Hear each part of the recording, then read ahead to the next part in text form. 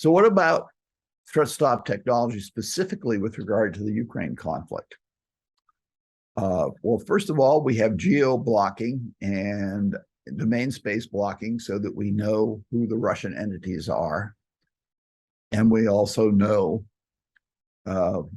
where in the Ukraine is under Russian control or not. You might say, well, why does that matter? Well, remember that traffic that the Russians were backhauling through their own infrastructure so that they could inject man-in-the-middle attacks. We can detect traffic that supposedly comes from the Ukraine, but is passed through Russia. And if you'd like, we'll block that. Why do you want to do that? Well, first of all, to keep yourself secure. Secondly, because your government may have sanctions like ITAR that are out there, and you're risking your business from a helpful inquiry from your government about why aren't you following the rules about sanctioning these Russian entities.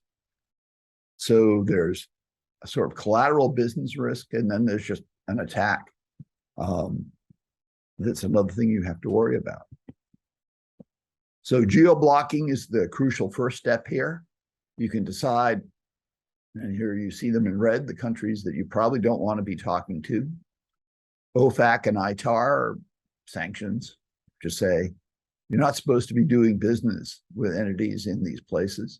And what you can do is you can at least say, hey, I tried to follow the rules. And indeed, you are going to be making a good effort to follow the rules that your government has put in place and avoid a lot of attacks. The geography is constantly changing here. The good news is that there's more Ukraine today than there was last week, but there's still a lot of this that's under Russian control.